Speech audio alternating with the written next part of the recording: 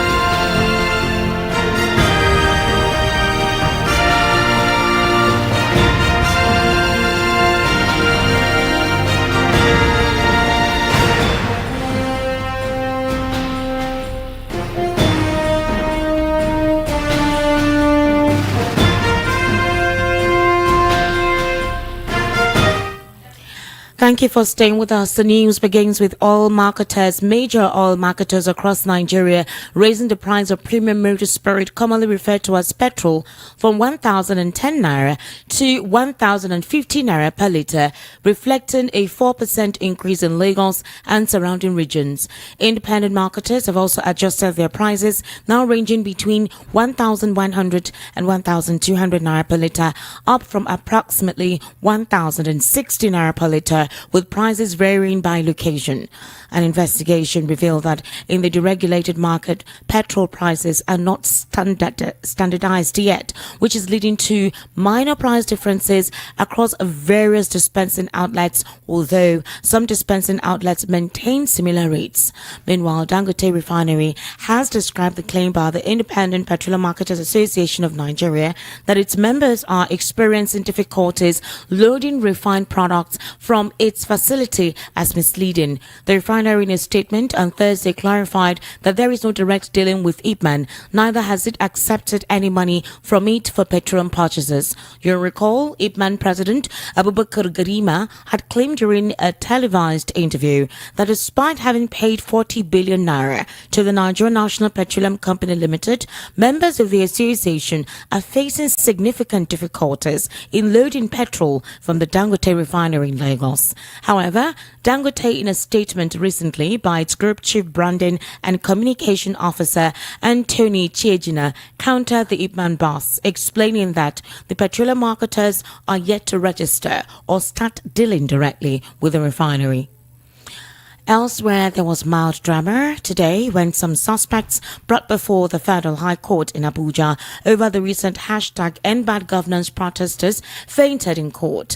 VOP News gathered that 75 suspects aged between 12 and 15 years of age were brought by the police justice before Justice Obiora Egwatu on a 10-count charge in relation to their participation in the protests. The suspects, who were allegedly arrested on the 3rd of August 2024 and have since been in detention, were, however, being accused of attempting to overthrow the government of President Bola Tinubu by participating in the nationwide protest. However, they were arraigned in court today. Some of the suspects fainted, which made Justice Egwatu rise abruptly. The development caused panic in the courtroom, with some background voices questioning why such young children should be arraigned in court.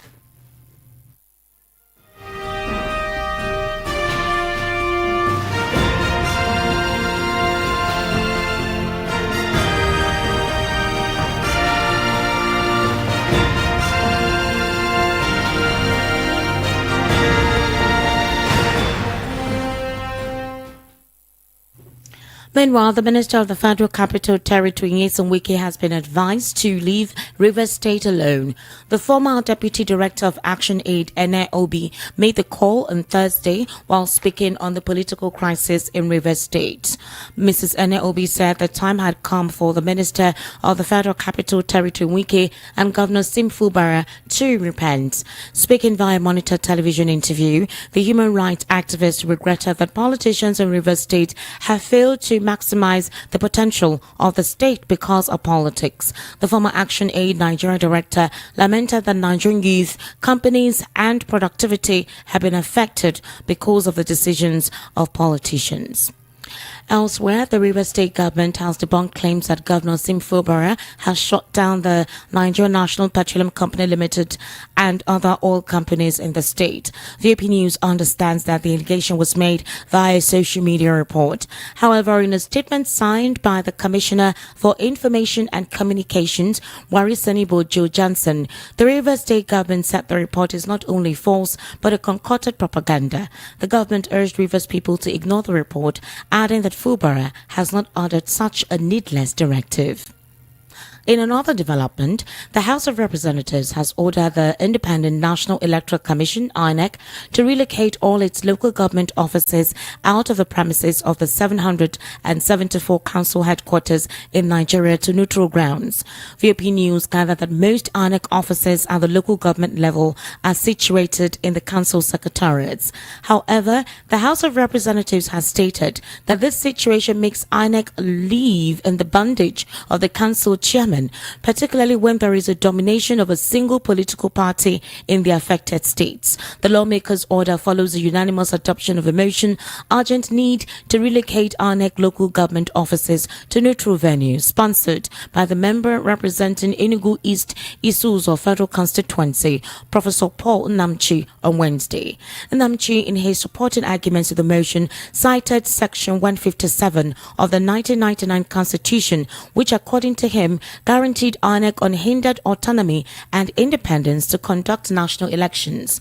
The Labour Party rep member stated that the majority of INEC's local government offices are currently situated within local government headquarters, arguing that it potentially hampers and compromises the independence of INEC in the conduct of elections. You're currently listening to the World News right here on Voice of the People, 90.3 FM. We'll take a very short break. When we return, we'll head into a news analysis segment where we'll be joined via the telephone with CP Chuks and one former Commissioner of Police. And of course, he'll be responding to some questions that pertains with the INEC situation, the minor that fainted in court today. I don't know, we actually had that video. You actually see the state of these children, and you would actually not be surprised as to the fainting in court today. Do kindly stay with us.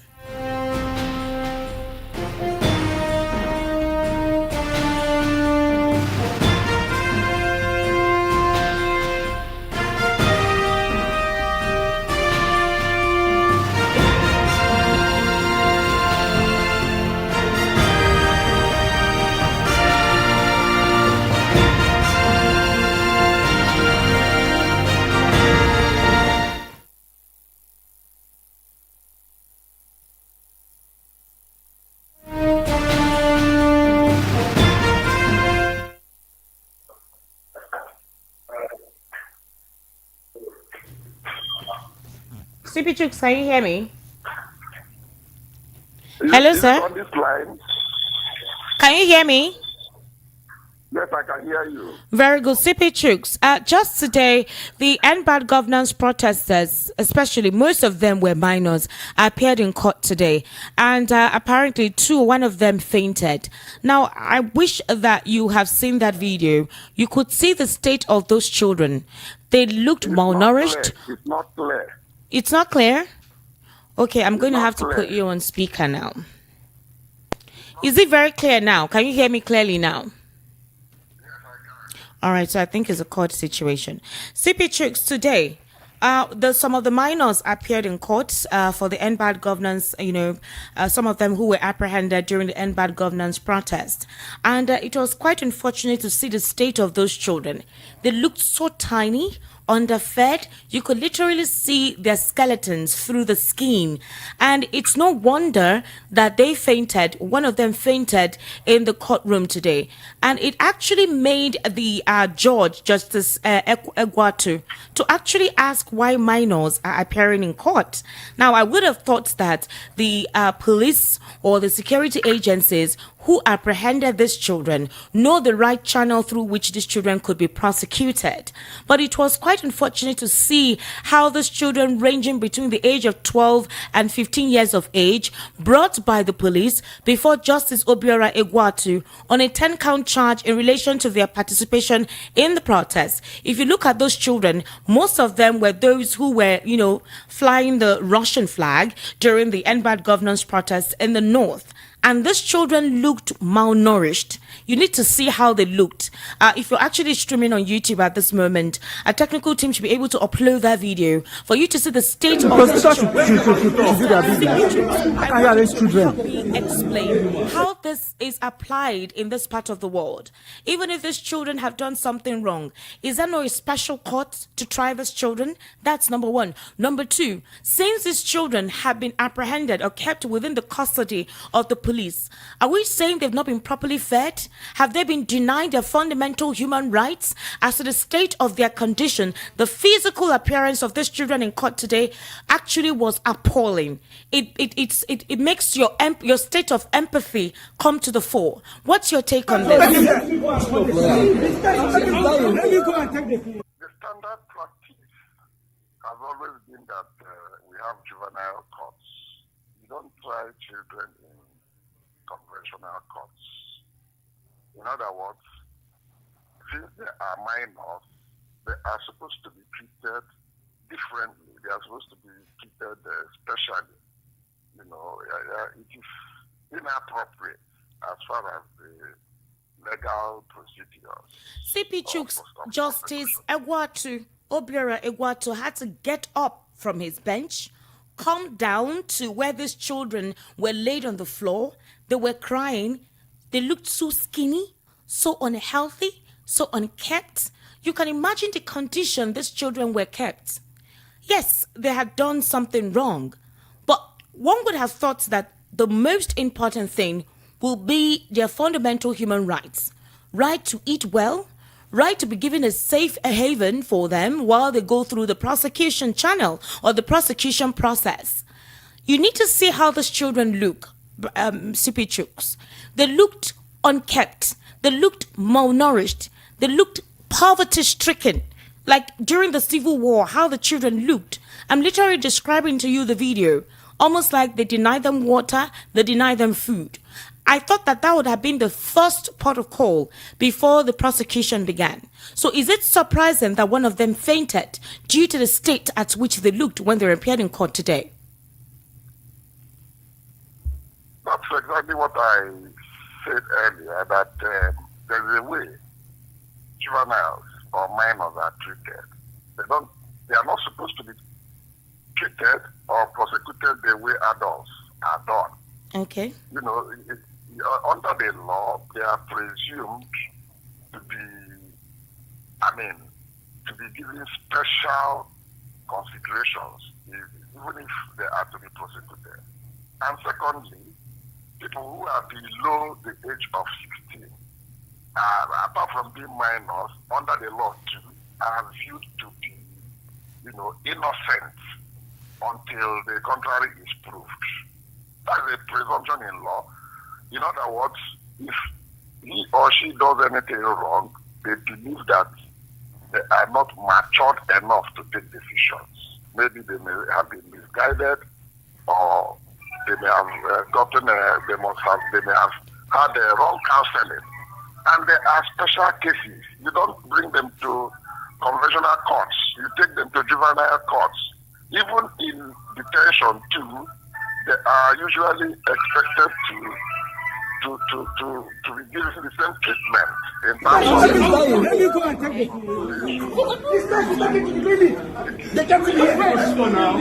the prosecutor should do their business.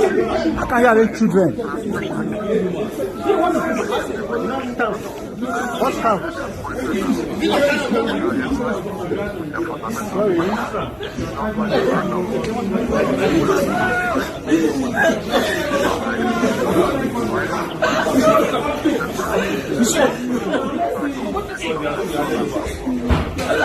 whatever custody you want to keep them, pending the conclusion and possible prosecution of the case, or cases as the case may be. So what you have just described is not, I'm very sure it's sending a very wrong signal to the international community.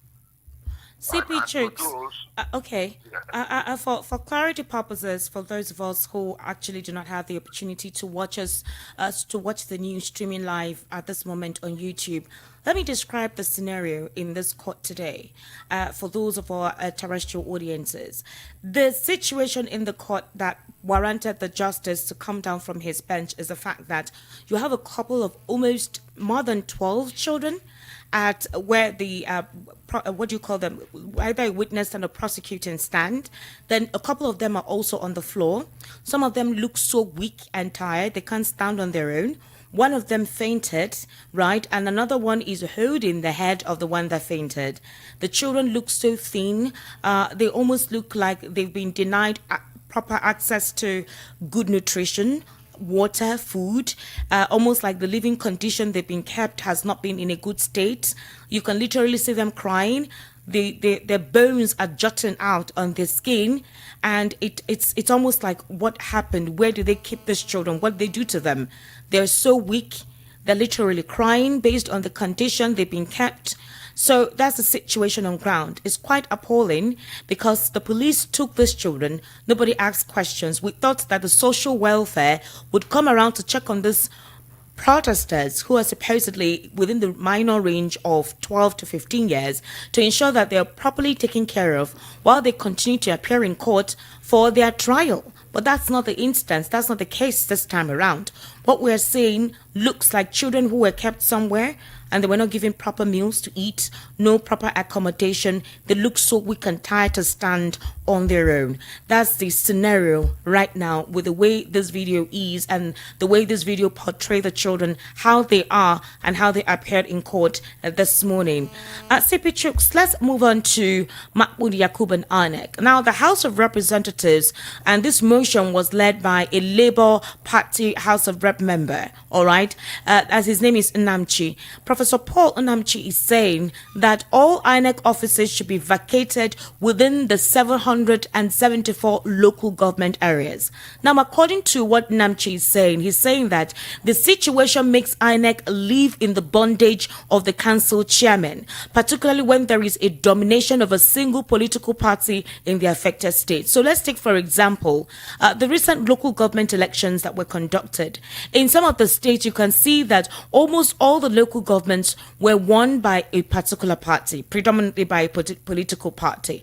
And so Professor Paul Nnamchi is saying that INEC offices should be moved to a neutral ground, so they're not compelled by these political parties or their politicians to sway election results to themselves. But a couple of Nigerians, all right, and critical analytics like you will say that, is it not coming too late? Was this not known all this while that all of a sudden this motion is being agreed to, that their offices should be vacated? Why not 4 or 5 years ago, or 8 years ago, or 7 years ago? Why now? Is it just now that they realized that once a political party dominates a local government, INEC literally is in chains? What's your take on that? Well, you have said it all. Like, what is coming up now is coming too late. This is a decision they would have taken many years back.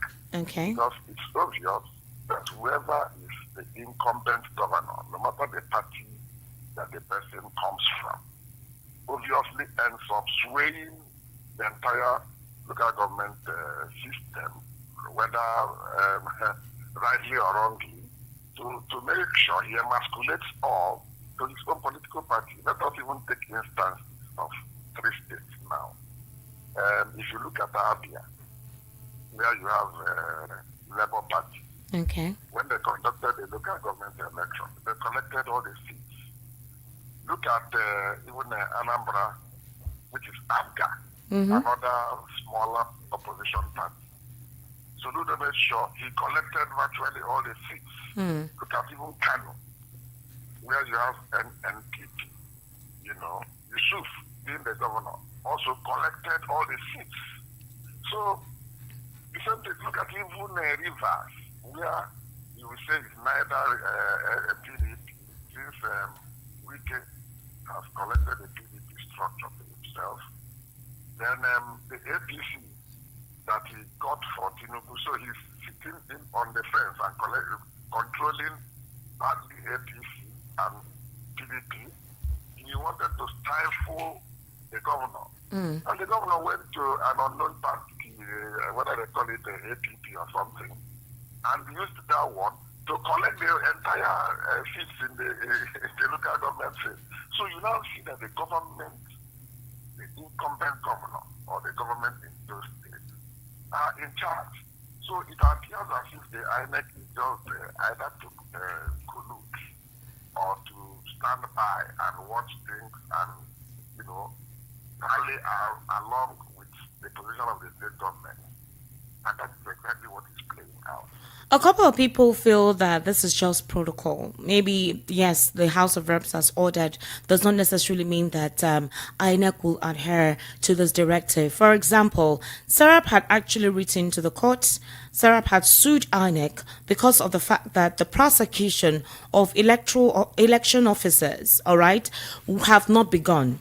Now, I remember 2 or 3 months ago, INEC organized a press conference where they wanted to just put a lead on all the speculation concerning the 2023 elections. INEC used the opportunity to tell us that they had begun prosecution of their erring officers and officials, those who were involved in the electoral malpractice and malfeasance.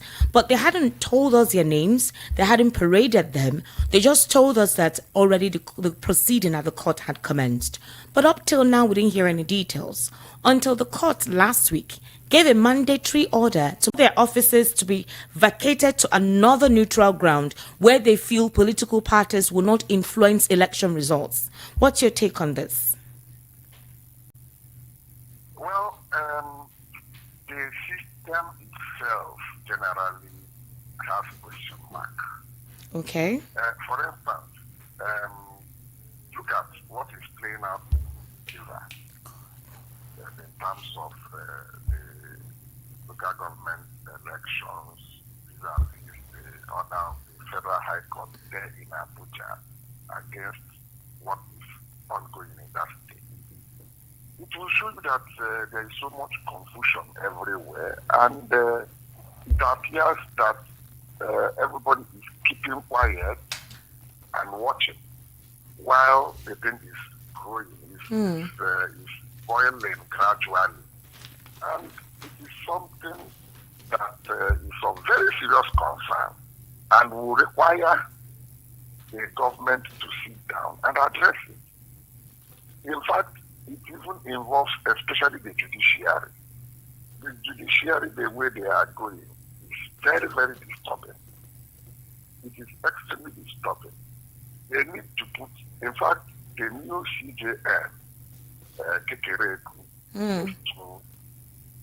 put the house in order by instituting a committee that will look at the activities of some of these judicial officers and the processes, the court processes, especially the politically profiled cases before them.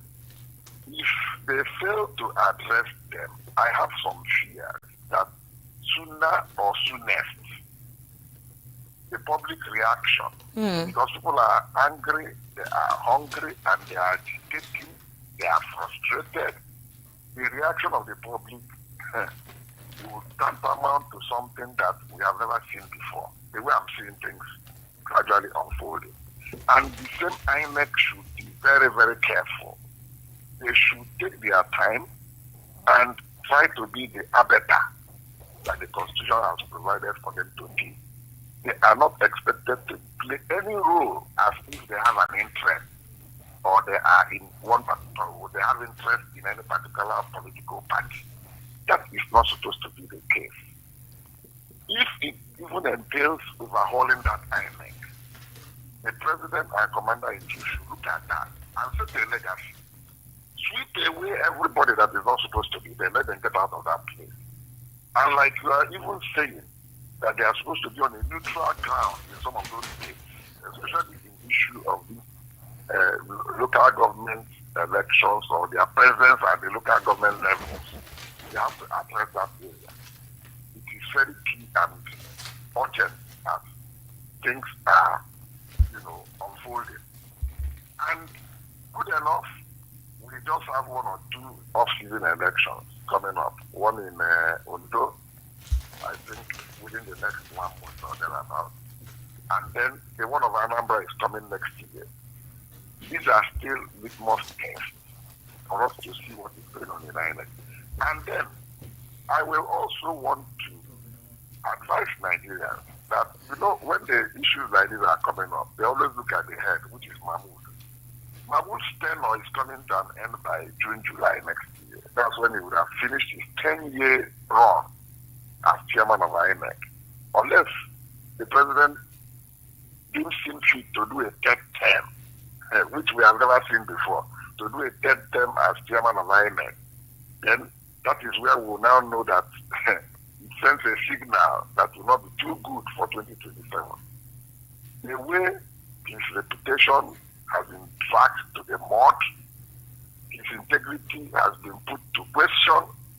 If I were him by June, let him just quietly carry his bag and go. If people who are around the president are going to advise him right, he should be replaced. He should carry his bag and go. Is it not the president that can replace him? Is it not the president that can say, okay, you know what, you need to step down and then bring in someone else? And even if they bring in someone else, how do we know it will not be the same thing? No, that's exactly what I said. I said the president, those who are advising him should advise him right. Okay. So that by that June, let the man carry his load and go. Okay. He has stayed there now for 10 years. Let another person be trying, and let's see whether things will change. All right. All right, CP Chooks, thank you so much for giving us that particular perspective on the situation. But the question is, what a lot of people want to get clarification on is, where would be considered a neutral ground? If you say remove their officers from INEC, the INEC officers from the local government councils, where would be the neutral ground? Because when elections are coming close, when some persons who have not gotten their voters card or want to register or get one data or the other, normally, specifically, if you want to sign an affidavit or the court says go get some personal data from INEC office, the closest place you could go is the local government close to you, especially if at one point in time you had registered there. So if they vacate the offices at the local government secretariats all over the country, where would we consider a neutral ground? How would that process be like? Will it be a block of building or flats where they would write different whatever words and local government being represented in each particular building or block to say, okay, this is where you come if you want to get anything be done, registration, whatever, with INEC? No, you see, what I was trying to, let me clarify that angle. My take to it is that you will still maintain INEC offices in all the local government. All right. And keep skeletal staff there who will be doing all these administrative things. Okay. Of updating data, renewal of maybe people who may have misplaced their permanent voters cards, getting replacements and all that. But when the election proper comes, I think it will make sense to centralize it, bring all of them to the state capital. And then from there, you redistribute whoever should be involved in the local government. It will not be those known faces. So that if, let's take Lagos for instance, if a man is in the Ikorodu office of the INF, by the time the election comes, you pull all of them to that the Ayaba office, everybody to come there. Then from there, you will now redistribute them and take the man maybe to Badagry. The ones from Badagry that had been there, you can take them to Epe. And the person from Epe, you can now take him to Ajoromi, fellow to local government. And from there, you just pick somebody and take him to Ikorodu, redistribute everybody. so that the familiarity will not be there and the fear and worry of compromise may not All right, come up. CP. Test that one and see how it plays out. All right, CP, thank you so much for taking your time to share your perspective on some of the stories that we read out in the world news at 12. We sincerely do appreciate your input. Thank you very much. Thank you so much. To wrap up here again are the top stories. All marketers increase petrol pump price. Panic as NBAD governance protester faints in court today. Wike asks to leave Rivers State alone. Rivers government speaks on Fubara shutting down NNPCL, other oil companies. And House of Reps order INEC to vacate council secretariats nationwide. That's a wrap on the world news at 12. My name is Esther Wachuku. Up next is Area Matter with Alaji. To kindly stay with us.